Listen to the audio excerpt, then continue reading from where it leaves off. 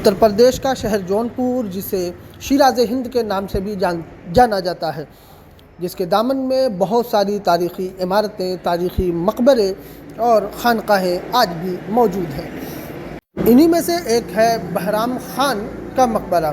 اس مقبرے کی اگر حالت کو دیکھیں تو اس کے چاروں طرف مسلمانوں کی ایک کثیر آبادی رہتی ہے، لیکن یہاں آس پاس آپ کو گندگی کے سوا کچھ اور نہیں ملے گا۔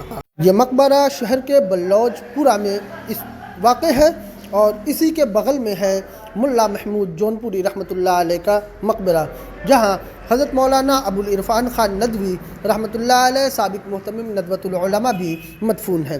ہماری ٹیم نے آج اس مقبرے کا دورہ کیا تو اس کی بدحالی کو دیکھ کر دل خون کے آنسو رونے پر مجبور ہو گیا۔ جی، اس وقت ہم موجود ہیں جونپور کے بلوچ پورہ میں۔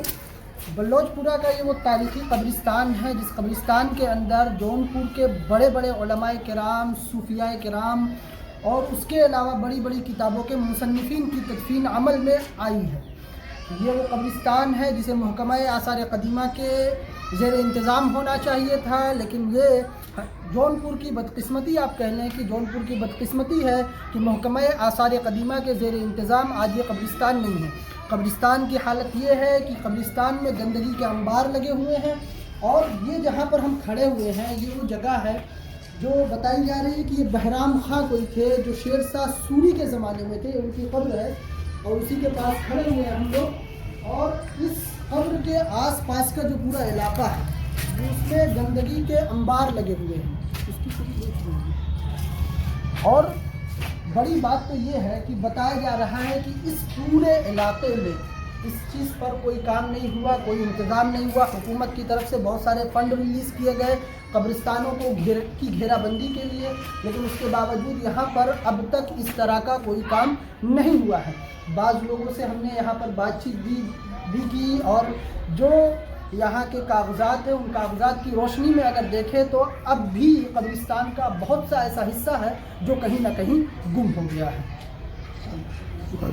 اور اسی بہرام خاں کی قبر سے تھوڑی دوری پر ہمارے پیچھے کی طرف ملا محمود جونپوری رحمۃ اللہ علیہ کی قبر مبارک ہے، اور اسی کیمپس کے اندر، اسی کمپاؤنڈ کے اندر ایشیا کی عظیم الشان دینی درسگاہ دارالعلوم ندوۃ العلماء لکھنؤ کے سابق محتمم حضرت مولانا ابوالعرفان خان ندوی رحمۃ اللہ علیہ کی بھی تدفین عمل میں آئی تھی۔ آپ کو بتا دیں کہ آپ کی وفات سن 1988 میں دارالعلوم ندوۃ العلماء میں ہوئی تھی۔